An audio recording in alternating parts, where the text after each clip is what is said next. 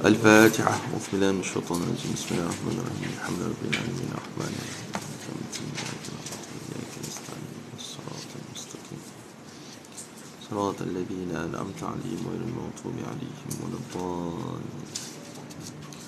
اللهم صل وسلم على سيدنا محمد. اللهم صل وسلم على سيدنا محمد. اللهم صل وسلم على سيدنا محمد. اللهم صل وسلم على سيدنا محمد.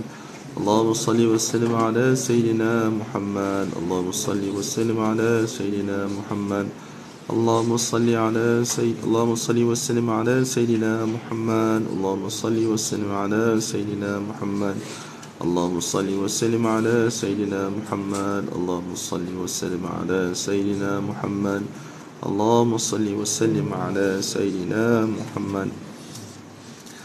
إن الحمد لله نحمده ونستعينه ونستهديه ونستغفره ونتوب إليه ونتوكل عليه. يا ربنا لك الحمد كما ينبغي لجلال وجهك الكريم وعظيم سلطانك. ولا حول ولا قوة إلا بالله العلي العظيم. ولا حول ولا قوة إلا بالله العلي العظيم. ولا حول ولا قوة إلا بالله العلي العظيم.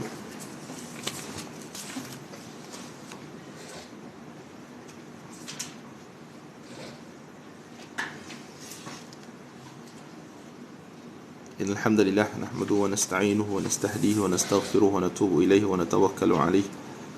يا ربنا لك الحمد كما ينبغي لجلال وجهك الكريم وعظيم سلطانك.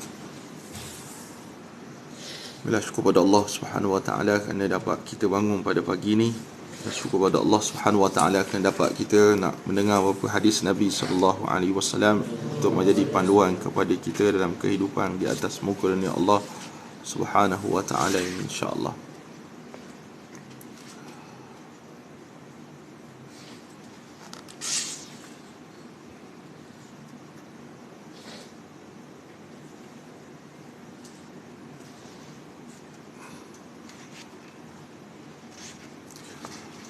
Hadis yang diriwayatkan oleh Sayyidina Abi Hurairah radhiyallahu anhu, dia berkata, qala Rasulullah sallallahu alaihi wasallam, dalam sabda Rasulullah sallallahu alaihi wasallam, man ataahu Allahu malan, siapa-siapa yang Allah berikan kepadanya harta, Allah Subhanahu wa taala bagi dia ni banyak harta, falam yuaddi zakatahu, tapi dia tidak mengeluarkan zakat daripada hartanya,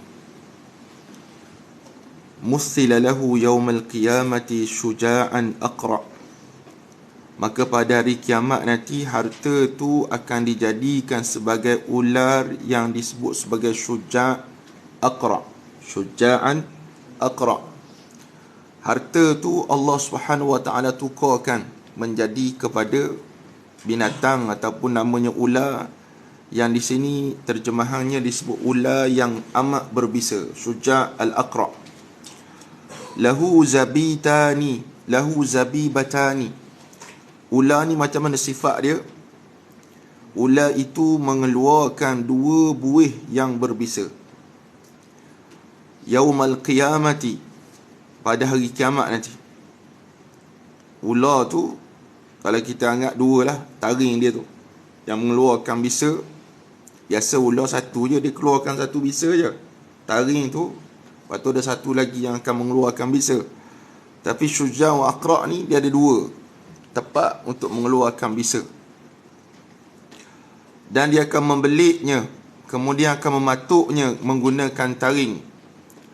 Kemudian dia akan berkata, ana maluka, ana kanzuka, akulah hartamu, akulah hartamu dan akulah harta yang kamu simpan atas muka dunia dulu. Thumma tala, kemudian baginda membacakan ayat Al-Quran yang bermaksud la yahsabanna alladhina yabkhulun, janganlah orang yang bakhil itu menyangka, sampai akhir ayat. Nak sebut apa dalam hadis ni? Tentang bagaimana kewajipan mengeluarkan zakat bagi orang yang mempunyai harta yang cukup nisab, maka wajib mereka mengeluarkan zakat. Zakat harta dia, zakat simpanan dia. Kalau emas, perak dia melebihi nisab yang ditetapkan, maka wajib dia keluarkan zakat. Sebab ada setengah orang memang dalam bab zakat ni dia tak nak keluar. Anggapan dia bila keluar zakat, hilang dia punya jumlah besar yang dia ada. Kalau zakat simpanan ikut negeri, zakat simpanan dia mesti cukup haul dan nisab. Haul maknanya setahun, 1 tahun. Nisab ialah jumlah yang ditetapkan. Kalau di Perak ni sekitar hampir RM7,000, maka dia wajib keluarkan 2.5%. Dah cukup setahun.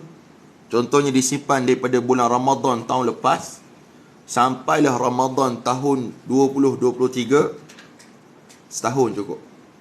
Setahun cukup. Tengok nisab duit ada RM4,000 je. Wajib dah zakat? Tak wajib. Dia mesti cukup haul, cukup nisab dia. Dua-dua tu mesti sempurna. Dua-dua mesti sempurna. Ada orang cukup haul, tengok nisab tidak cukup, maka tak wajib zakat. Ada orang dia pandai, konon-kononnya dia bijak. Konon-kononnya dia bijak. Dia nak mempermainkan Allah Subhanahu Wa Taala. Dia bulan Ramadan ni dia ada duit cukup nisab. Dekat-dekat Ramadan, nak masuk Ramadan yang baru nanti, sebelum Ramadan bulan apa? Sya'ban, ya. Sebelum Ramadan bulan Sya'ban dia buat keluar sikit. Asalnya 7,000 contoh 7,000. Bulan Sya'ban dia buat keluar 6,000. Cukup tak nisab dia? Cukup dah nisab untuk keluarkan zakat? Tak cukup. Dia sengaja nak elakkan daripada zakat. Orang macam ni perbuatan dia haram. Allah Maha tahu. Habis bulan Ramadan tu dia masuk pula balik. Ataupun dia cari duit lain, dia masukkan dan sebagainya. Maka itu perbuatan konon-kononnya nak buat helah dengan Allah Subhanahu Wa Taala, tapi perbuatan tersebut tidak boleh. Tidak boleh. Tapi ramai juga orang buatnya tu. 100 ekor kambing dia kena keluarkan zakat. Dekat-dekat dengan 100 tu, ataupun dekat-dekat dengan setahun, dia buat keluar seekor kambing dia, ataupun dia sembelih seekor kambing, dia makan dan sebagainya. Tak cukup 100, maka terlepas dia daripada zakat. Dia ingat dia bijak, tapi sebenarnya Allah Subhanahu Wa Taala berlebih-lebih bijak daripada manusia. Allah tahu perangai manusia ni macam mana, suka berhelah kepada ketetapan Allah Subhanahu Wa Taala. Sama juga dengan perbuatan lain. Ada seorang datin tu, dia panggil pegawai Majlis Agama Islam datang ke rumah. Ya. Untuk apa? Untuk timbang dia punya emas. Bayangkan emas tu kena timbang. Jadi pegawai ni pergi timbang emas dia, ada 0,5 kilo emas. Setengah kilo. Lebih pada nisab. Dia kena keluarkan zakat. Kena keluarkan zakat. Maka nak masuk apa? Tu simpanan dia tu, emas simpanan. Maka kena keluarkan zakat. Bila mana keluar zakat, tahun ni keluar zakat, tahun depan dia panggil lagi pegawai tu. Datang lagi pegawai, timbang. Bukan kurang daripada 0,5 kilo. Kali tu 1 kilo pula jadi. Maknanya, makin keluar zakat, makin besar rezeki yang Allah Subhanahu Wa Taala bagikan kepada mereka. Itu sebab jangan kita kedekut untuk keluarkan zakat. Sebab orang yang mengeluarkan zakat ni dapat membersihkan hartanya daripada kotoran-kotoran. Bukan kotor yang nampak tu, tapi kotoran yang tak nampak tersebut. Salah satunya membersihkan harta kita. Yang kedua, membersihkan jiwa kita daripada sifat kedekut kepada apa yang Allah Subhanahu Wa Taala telah berikan kepada kita. Baik. Itu satu hadis.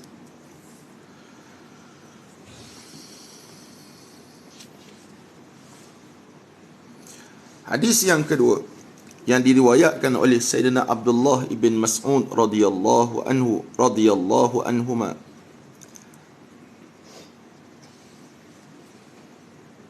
Radhiyallahu anhu. Qala sami'tu an-nabiy sallallahu alaihi wasallam yaqul, aku mendengar Nabi sallallahu alaihi wasallam bersabda, la hasada illa fisnatain. La hasada illa fisnatain. Tidak dibenarkan kita berdengki kecuali kepada 2 kelompok manusia. Kita boleh berdengki dengan dengki sini dalam erti kata nak buat sama macam mereka buat. Yang pertama, rajulun ataahu Allahu malan fasallatahu ala halakatihi fil haqqi wa rajulun ataahu Allahu hikmatan fahuwa yaqdi biha wa yu'allimuha.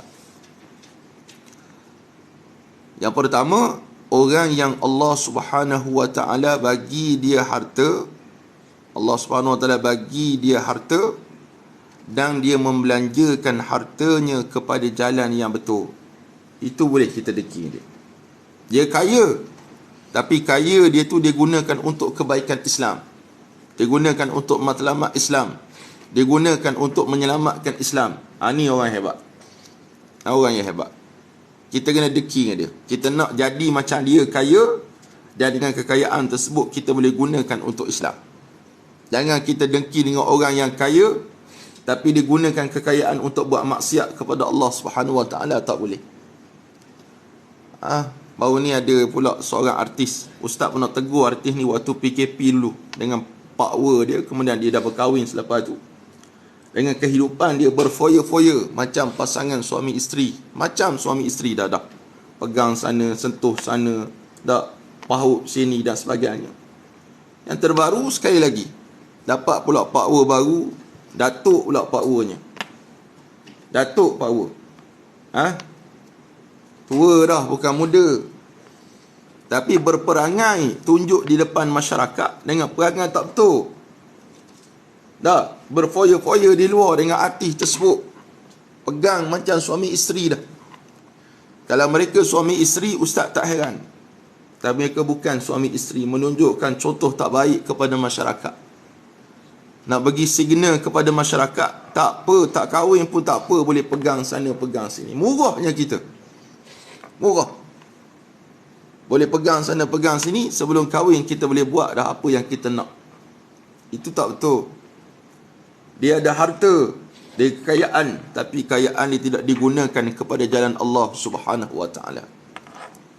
Islam dah pesan dah, nak cari bakal isteri, nak cari bakal suami, cari yang ada agama dia.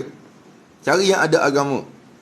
Maka bila kita cari yang ada agama, fasfar bizatid din taribat yadak, kita akan rasa gembira, senang hati. Sebab orang yang ada agama ni, tak perlu banyak kita nak suruh dia buat kerja. Nak tutup aurat, tak perlu suruh dia tutup aurat. Nak semayang, tak perlu suruh dia semayang, dia akan semayang. Mudah.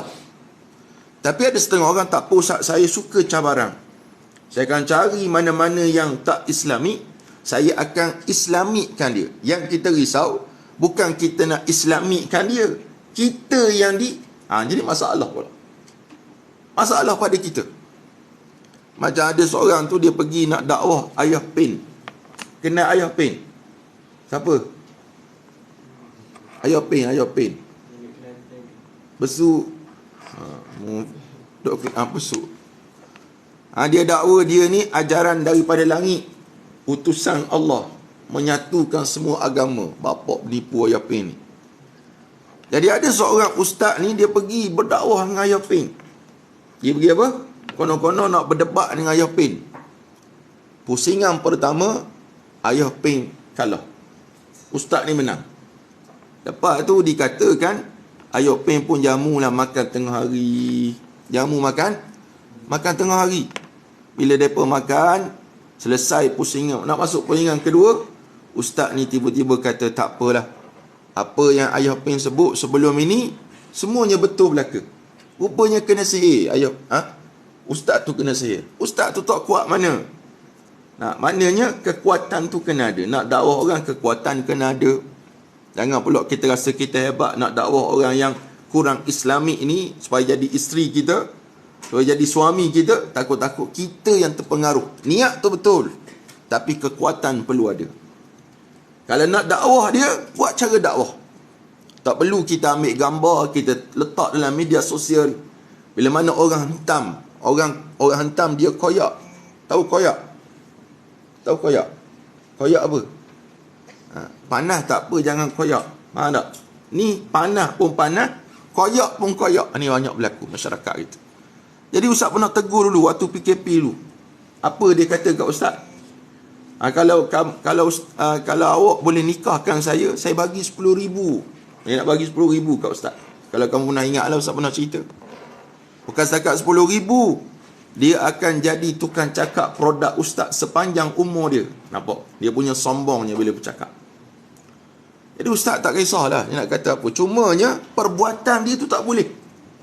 Kehidupan yang sangat teruk kepada masyarakat ditunjukkan, akhirnya akan menyebabkan apa yang kita katakan sebagai satu fitnah yang besar kepada masyarakat. Jadi Ustaz pun pelik lah kalau ada orang yang tertarik dengan dia. Bukan kita nak kata dia tu jauh benar daripada ajaran Islam, tapi kita nak sebut perbuatan dia itu menyebabkan orang jauh daripada Islam tu tak boleh. Tapi tetap kita sebagai umat Allah, umat Nabi Muhammad sallallahu alaihi wasallam, kita mendoakan agar dia diberi taufik oleh Allah Subhanahu wa taala. Itulah tanggungjawab. Cuma tanggungjawab menegur kemungkaran wajib kita tegur. Sebab kemungkaran dilakukan secara berleluasa depan-depan orang.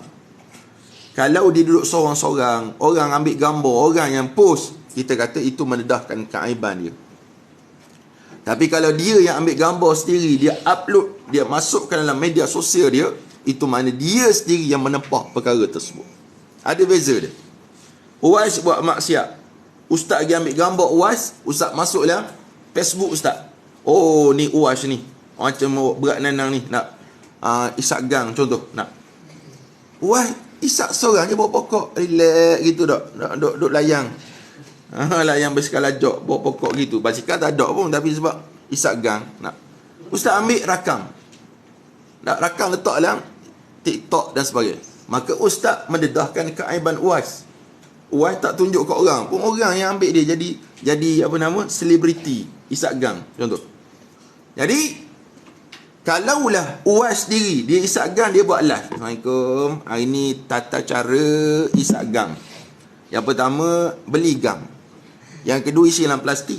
Yang ketiga, isak macam saya contoh. Nampak tak saya lentuk sekarang?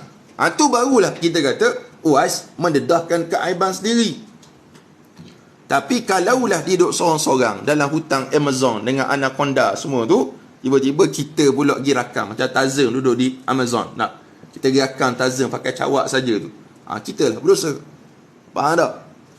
Tapi kalau Tazim tu yang buat live sendiri, tak tahulah ada internet ke tak dalam Amazon tu, tak, maka dia yang berdosa. Kalau Tazim tu Tazim Islam lah, tak, orang kafir ni tak ada kira dosa pahala.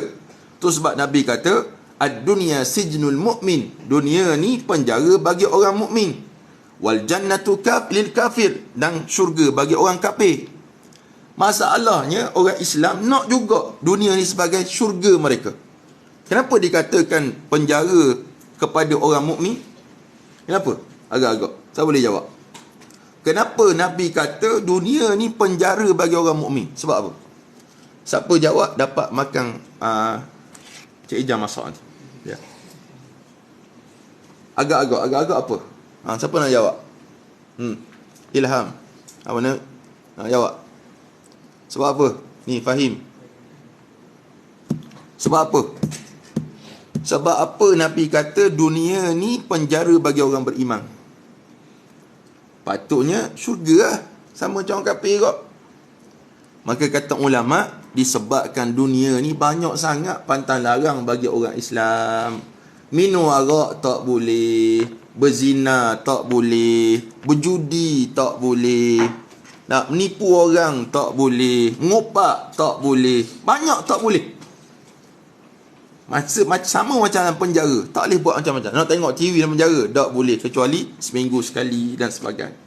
Nak tengok TV boleh, jangan tengok cerita-cerita mengarut, cerita-cerita yang porno, cerita-cerita yang tak boleh dilihat. Tapi bagi orang kafir, semuanya dia tembar belaka, dia langgar belaka, tak ada masalah. Mereka tak tahu bahawa dengan melanggar tersebut itu pun akan diazab oleh Allah Subhanahu Wa Taala. Jangan dia kata saya tak semayang, tak apa sebab saya kafir. Kamu akan diazab oleh Allah Subhanahu Wa Taala sebab dengan kekafiranmu mu tak semayang. Tutup aurat, kamu akan diazab oleh Allah Subhanahu Wa Taala. Itu sebab Nabi kata tak sah pelik. Allah kata tak sah pelik dengan kehidupan orang-orang kafir.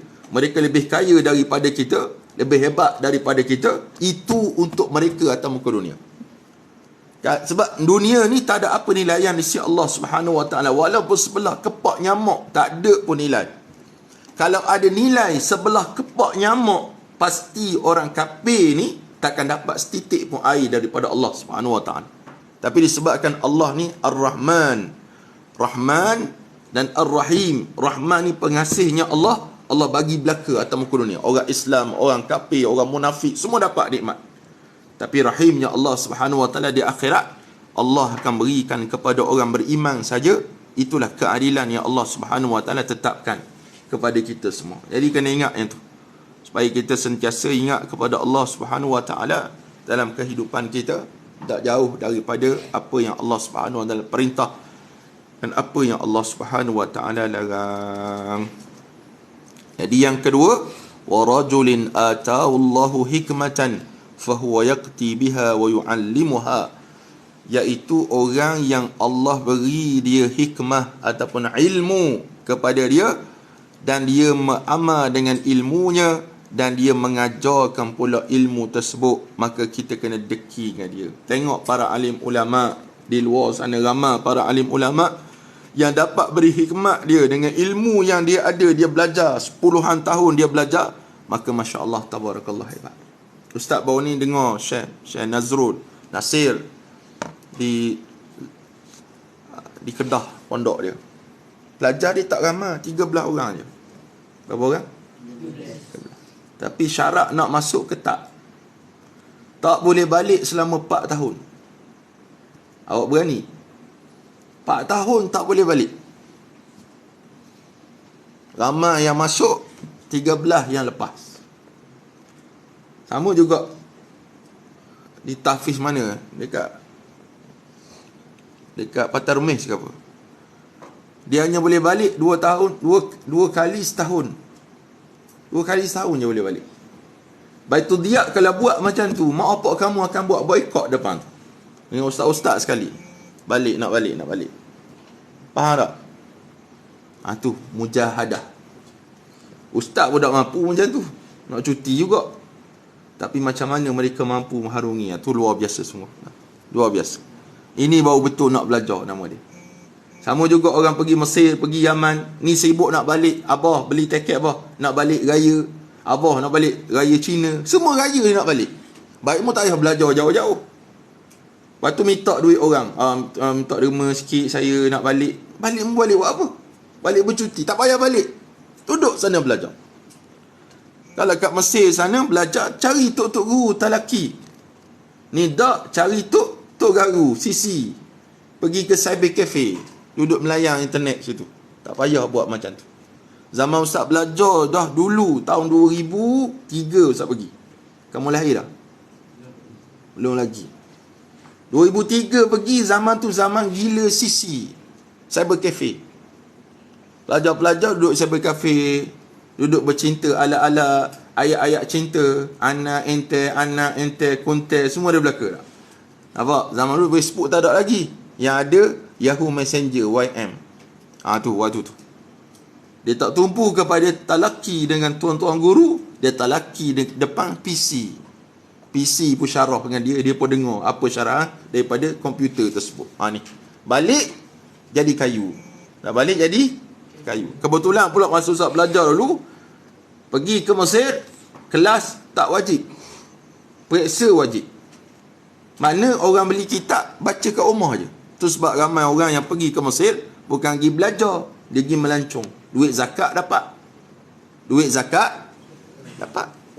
Nak kalau ayah dia orang Selangor, mak dia orang Negeri Sembilan, 2 zakat dia dapat. Negeri Sembilan dapat 6,000, Selangor dapat 8,000. 14,000 setahun. Raya Cina dia. Tapi pergi belajar. Tak pergi belajar. Gimana? UK. Kerja kutip Apple. Dekat-dekat nak periksa balik. Inilah sifatnya. Dia belajar sendiri. Masuk universiti, belajar sendiri. Bila akhir tahun, tanya doktor, ya doktor, muqarrar. Mana muqarrar? Masuk periksa.